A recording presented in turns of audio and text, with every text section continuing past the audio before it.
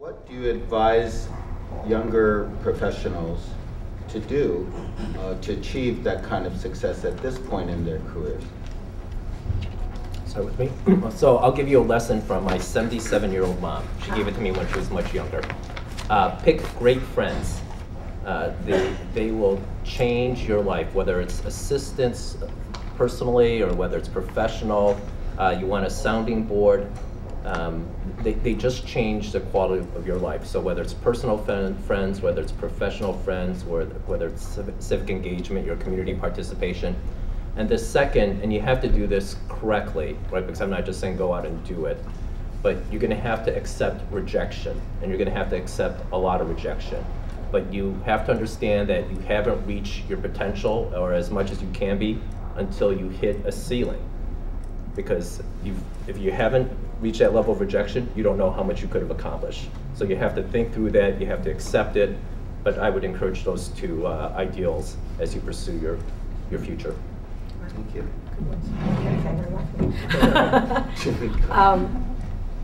You're 100% right about surrounding yourself with a good support system. I think I'm going to address not just the men here, but more the women for me, and that is be careful what you wish for because you want it all. And having it all isn't always as much as it cracked up to be. Later in life, I always said when I was in my 20s, I'm not going to be one of those women where my clock is ticking, you know what I mean? I'm not going to go there. And then in my 30s, I'm like, oh my God, my clock is ticking, So, that balance of, I remember, I come from a big family, so I'm like, okay, now it's time for me to have kids. But then, there's one more movie I just want to do. And there's just one more, but now this next movie, but now Jack Black's in it. I got to do that one. There's always one more thing. And my girlfriend said to me, Julie, there's never going to be a good time. You have to decide what your priorities are and make it happen. And I literally, I have a 4-year-old son now, and he was due the same day the movie was supposed to deliver.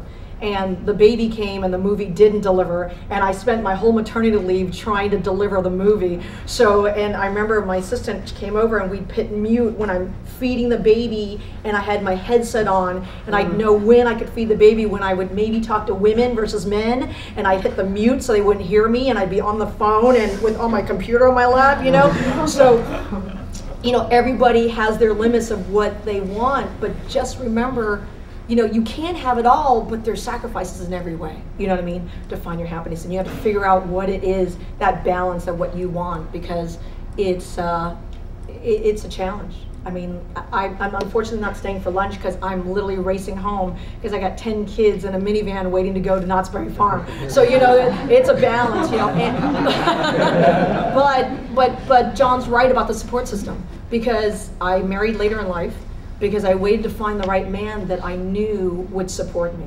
It takes, for every great leader, there's a support system even better than them to bring them up. And when they talk about a great president, there means there's an even stronger wife behind him, supporting him up there. And for me, I found a great man that was strong enough as a man to be able to take sometimes back seat to me. I mean, I met him, and in 6 months we're going to the Grammy Awards, and I'm the one taking all the pictures, and he's standing back with all the wives.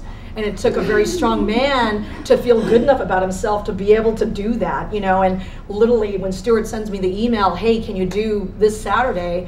I'm like, my first question is to my husband, can I do it? And can you watch the baby? Can you, you know what I mean? And you can't, as much success as everybody has, there's a huge support system supporting them to make them grow.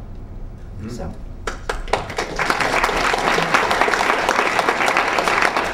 That's why I really love this woman.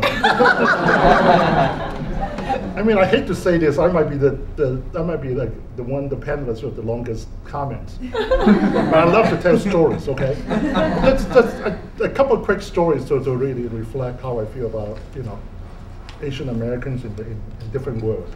I remember there was a couple of years ago there was a Committee 100 meeting. And just make sure that you become the subject of my story. We were going to meet the leadership of the Anti-Defamation League. And for, most of you know what that organization was all about. And I was late. I was an hour late to the meeting, and my concern to that meeting was I want to get my dinner, take the food before they clean up and end the discussion.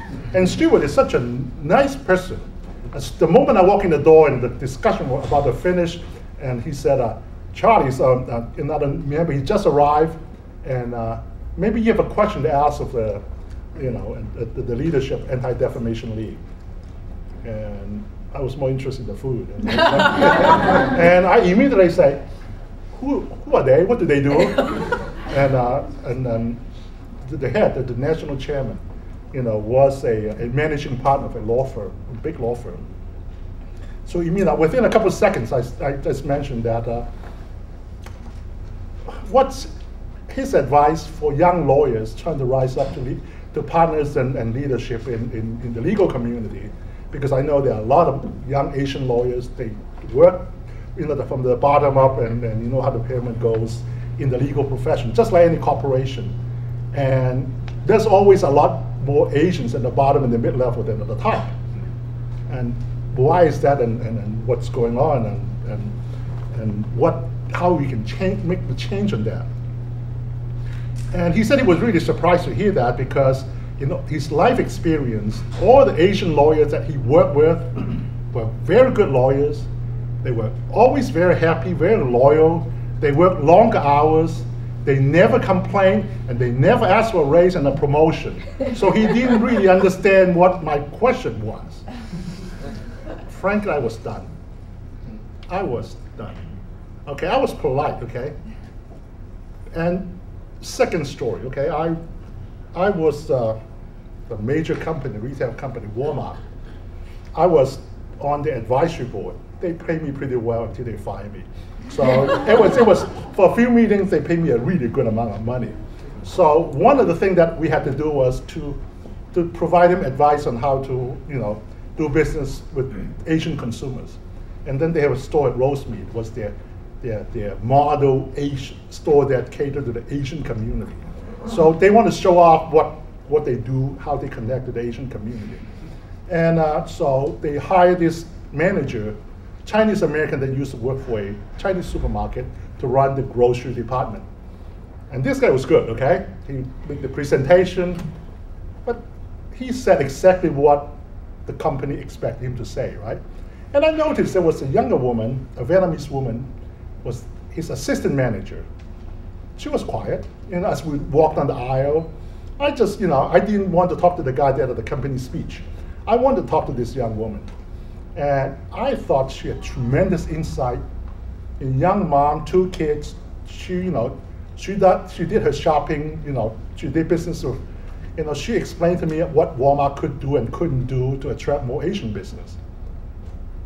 And I said, wow, they should really promote you to be the manager instead of hiring this guy that could give beautiful speeches. Mm-hmm. And he said, no. I got 2 small kids. I need to balance my family. I'm really happy where you are. It's less stress. I can go home on time. I said, do you really mean it? You really would not want a promotion? I mean, more money, more power. You really didn't want it? And she said, yes, I do. I do want it. But they wouldn't give it to me. Mm. So why ask for something that they're not going to give? Mm. So as we get, as the tour was done, we gather around the exit. And then, the district manager and everybody was saying that anybody have one more question? And I say, I just have spent some time with your assistant manager here. She had tremendous insight in how to help you grow the business. And the district manager, oh yeah, we know. She's a terrific employee. She's so loyal, but she's so happy because her job doesn't stress her out and she can spend the time with her kids. I said, excuse me. She just changed her mind. Okay, I was going to take that incident and actually went to my next meeting and then really express that kind of attitude, okay, to the senior management. Unfortunately, the morning I was going to meet with the CEO, I got sick. I couldn't make the meeting. And I got a bleeding ulcer that morning, so that was another story. But that really, I think those 2 instances really reflect some of the challenges of young professionals growing up in the corporate world and in the legal profession, in the business and political world, okay? What people think of you, the perception and your opportunity for advancement and for leadership. I mean, we can't change our name, we can't change the color of our skin, but a lot of things we could do to not fall in that expectation, that perception that we're happy where we are, we don't really want promotion, okay? I know there are many leadership programs to really encourage young professionals to speak up, to be assertive, to express themselves so that they can advance in the corporate world, right? But if you look at globally, in the American corporate community, I'm not that great in compared to China and India and some of the stuff. You know, I think pretty soon we should have leadership program for the Western educated guys and working in an Asian cultural environment, tell them to keep quiet and work hard. Why not? Okay, why not? but people express, you know, whatever they tell you about how to be assertive. When Americans go to China and couldn't do what the Chinese could do, and they always say, you know, in China there's a closed society. They have guanxi, and which is relationships, and that dictate everything.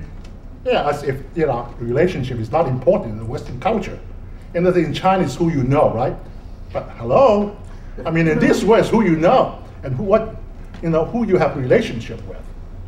Okay, and to me, I think one of the problems for those that rising to the leadership is the lack connection to the people at the top.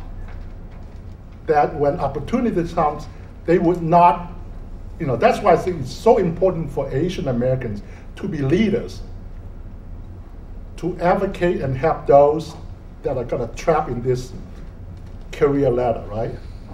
Because if we don't advocate for our kids, our children, who the hell would? So I think we have additional responsibility in terms of success in business and specifically engage. And because everybody else is doing that, using the relationship and advance their careers. And use the relationship. And I think whether you work in this country, work in China, it's, there are different methods. Be assertive with whatever is a way to build relationships. It's at the end of the day, it's the same thing, but you just achieve it at different means. So those are my just quick comments. Thank you, John. I'm going to follow up on that. Yeah, John?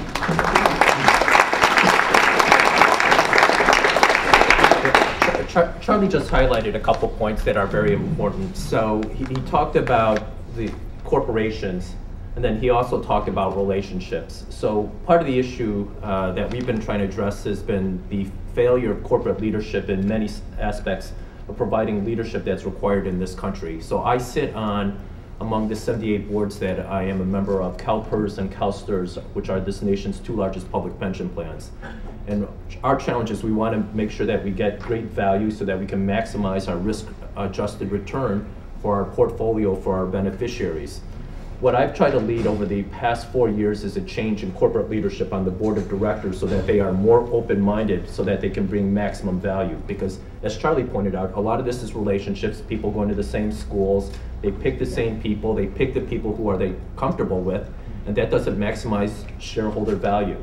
So in a few weeks, we're going to start a 3D database. This has been a couple-year project where a lot of the nation's largest public pension plans, other institutional investors are seeking qualified individuals so that we can put in a database so that as we review corporations that are underperforming, we can offer a new set of personnel to serve on corporate leadership. So over the long term, you should think about how you beef up your personal resume. So in the event that you want to be part of the corporate leadership of America for the future, that you are prepared. And so if you're interested, please feel free to contact my office. We will get you to the appropriate person. And so, because a business could be looking for marketing, they could be looking for expertise in China. Where younger people are getting on corporate boards today is their technology knowledge versus people of the older set. And so think about it from that perspective.